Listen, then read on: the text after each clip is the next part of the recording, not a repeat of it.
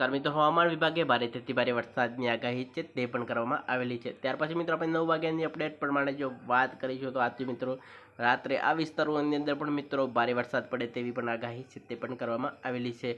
વડોદરાના કેટલાક વિસ્તારો છે, અહેમદાબાદના કેટલાક વિસ્તારો છે, હળવદના કેટલાક વિસ્તારો છે, રાજકોટ છે, જામનગર છે, ગાંધીધામ છે, નલિયા છે, કુડા છે, સુઈગામના કેટલાક વિસ્તારો છે, પાલનપુર છે, મહેસાણા છે, ડુંગરપુર છે, દાહોદના પણ કેટલાક વિસ્તારો પણ સામે આવી રહ્યા છે। ત્યાં પણ મિત્રો આ વિસ્તારોની અંદર પણ મિત્રો છૂટા સ્તરે નાનકડા ઝાપટા છે તે પણ જોવા મળી શકે છે।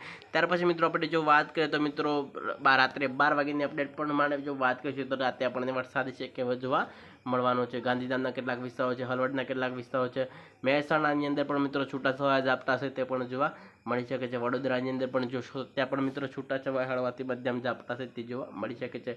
નલિયાના કેટલાક વિસ્તારો છે, કોહા છે, કાવડાના કેટલાક વિસ્તારો છે, સુઈગામના કેટલાક વિસ્તારો છે, પાલનપુર છે, ડુંગરપુરના કેટલાક વિસ્તારો છે, આવા વિસ્તારોની અંદર પણ મિત્રો છૂટાછવાયા ઝાપટા છે તે પણ જોવા મળી શકે છે। ત્યાર પછી મિત્રો જો વાત કરીએ તો જે ભાવનગરના કેટલાક વિસ્તારો છે, સુરત છે, વડોદરા છે, તેવા વિસ્તારોની અંદર પણ મિત્રો છૂટા સ્તરે એકાદું નાનકડું ઝાપટું છે તે પણ જોવા મળી શકે છે।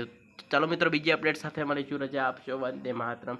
રાત્રે મિત્રો આ વિસ્તારોની અંદર પણ મિત્રો છૂટાછવાયા ઝાપટા છે તે પણ જોવા મળવાના છે। વિડીયોને લાઇક કરી, ચેનલને સબસ્ક્રાઇબ કરી, બીજા મિત્રોની અંદર શેર કરવાનું ના ભૂલતા। રજા આપશો, વંદે માતરમ।